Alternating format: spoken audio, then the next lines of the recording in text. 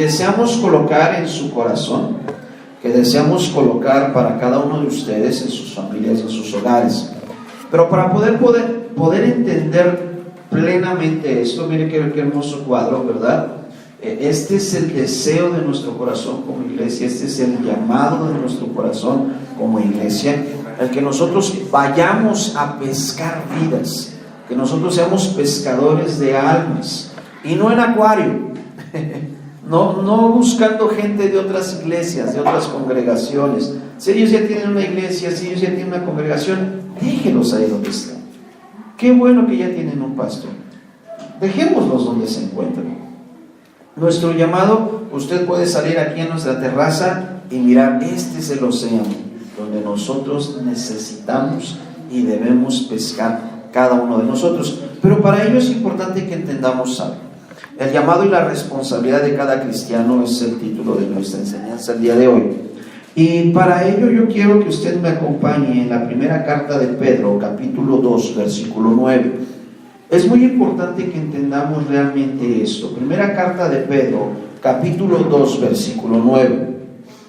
Mucho se habla, ¿verdad?, sobre el hecho de que ahora somos reyes, somos sacerdotes, somos linaje escogido, somos una nación santa. Pero ¿cuál es el verdadero propósito de ser llamado sacerdote y linaje especial? ¿Será para sentirnos mejor y superior que los demás? ¿Será para decir, mire, y se lo digo porque yo lo he escuchado mucho de muchos cristianos, gracias a Dios, en esta iglesia, ¿no?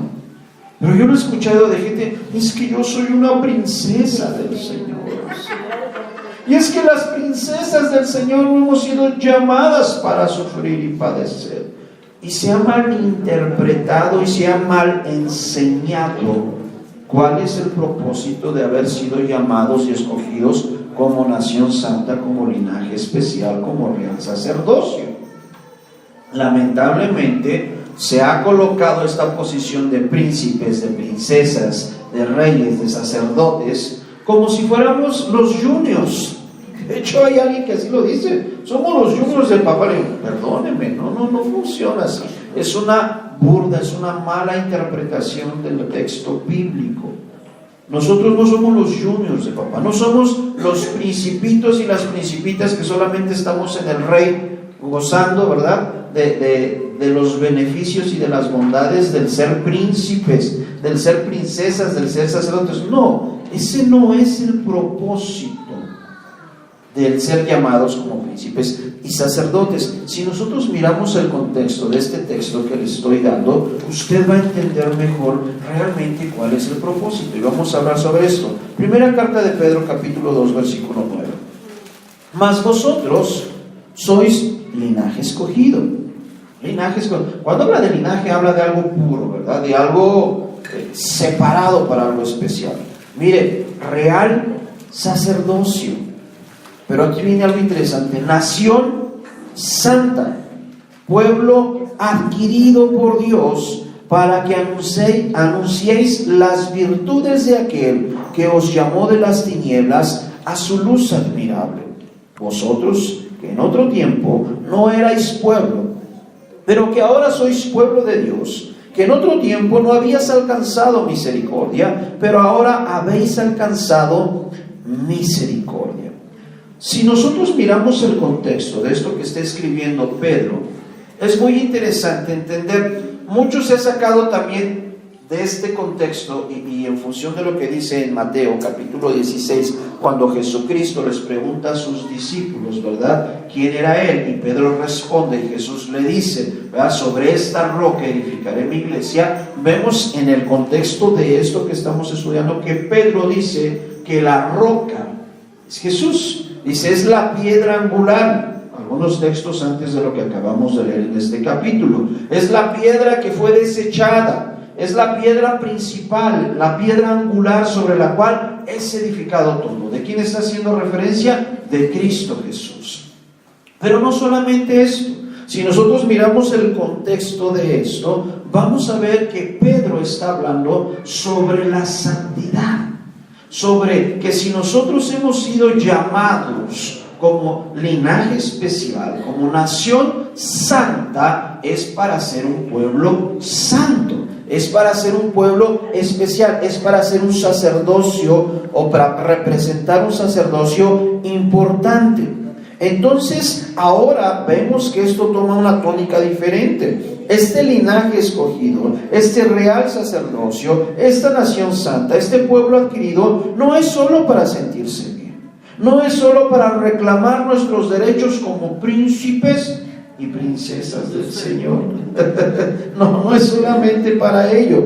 Lamentablemente, insisto, muchos predicadores le han dado una connotación a este texto fuera del contexto, y la enseñanza de este sacerdocio y principado se ejerce como en los cuentos de hadas, ¿verdad?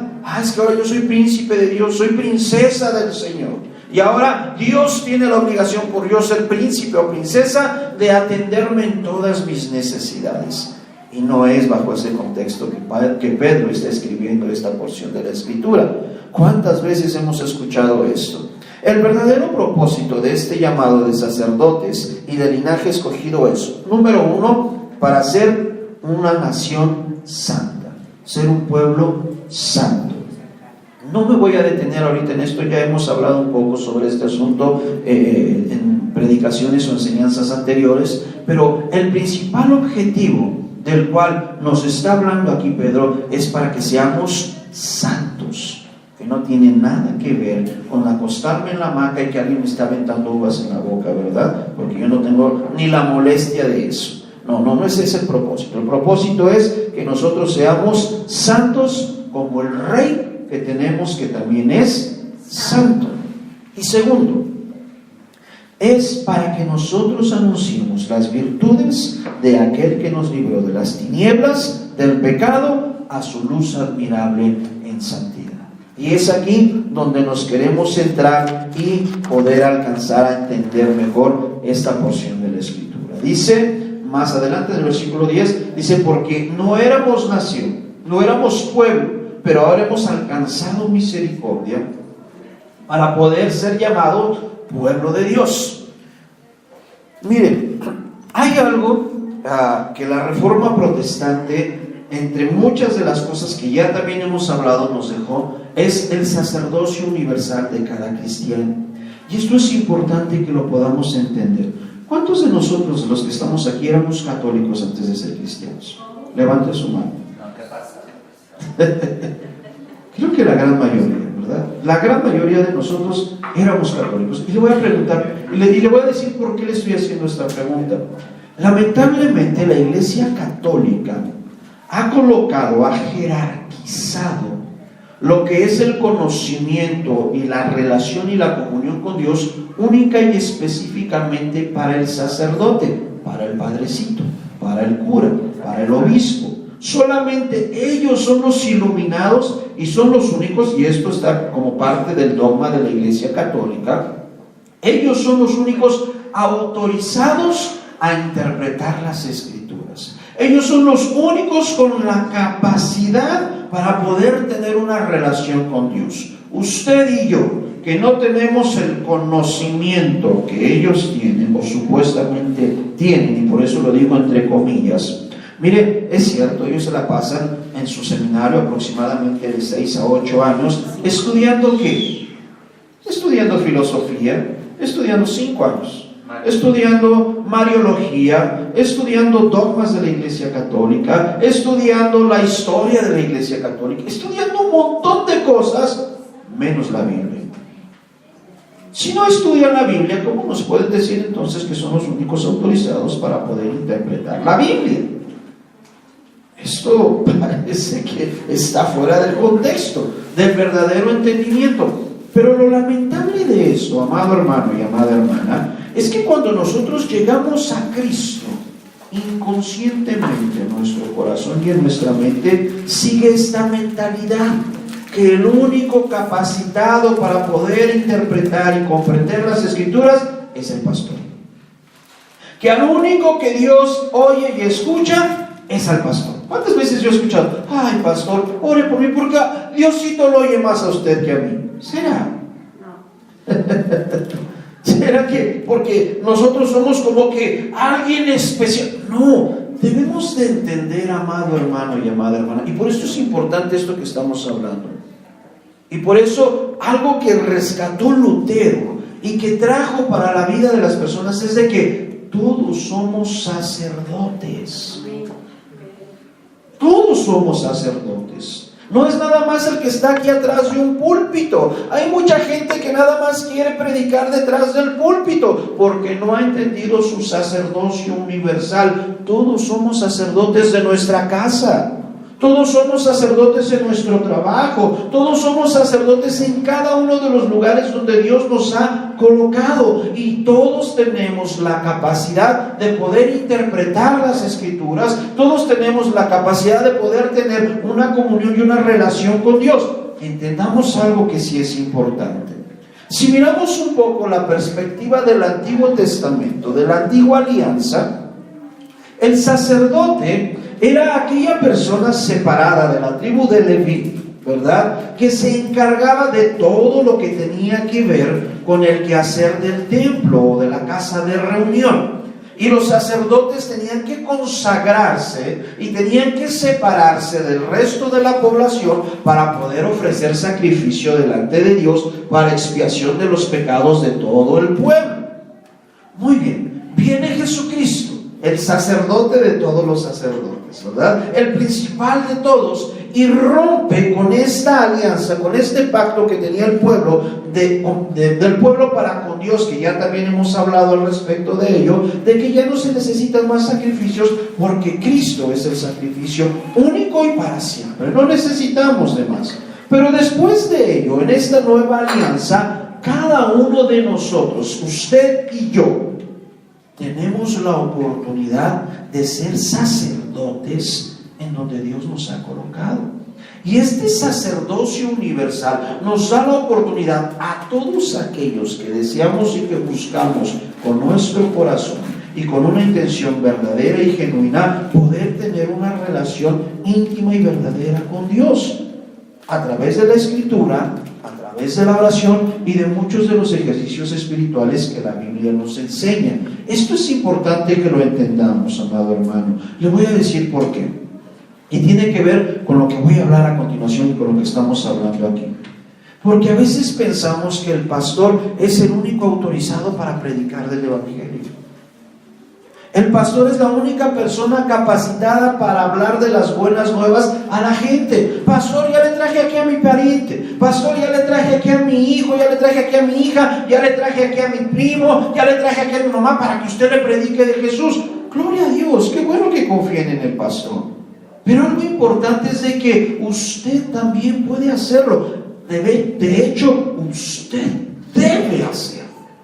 No solamente puede, debe hacerlo.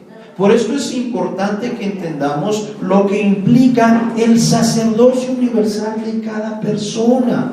Que usted también tiene el Espíritu Santo. Que usted ha sido sellado con el Espíritu Santo y que usted debe de hacerlo de forma natural.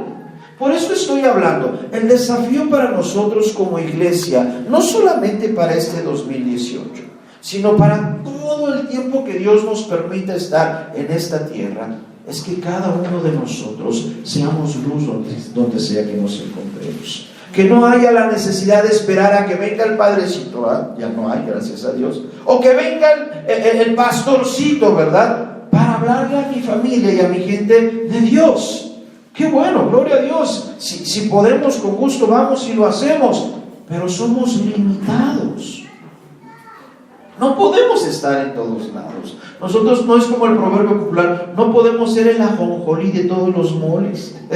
No alcanza, no tenemos el tiempo suficiente, no tenemos la capacidad suficiente. Pero si usted entiende, como hija de Dios, como hijo de Dios, no importando su edad, jovencitas, jovencitos, no importando la edad, si ustedes tienen una íntima y profunda relación con Dios y entienden entonces este sacerdocio, este linaje especial, esta nación separada, entonces Dios puede usar sus vidas de forma preciosa y poderosa.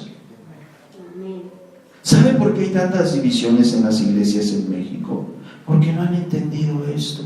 Porque todos piensan que nada más es aquí, atrás del púlpito, y nomás es del pastor, porque no han entendido su sacerdocio.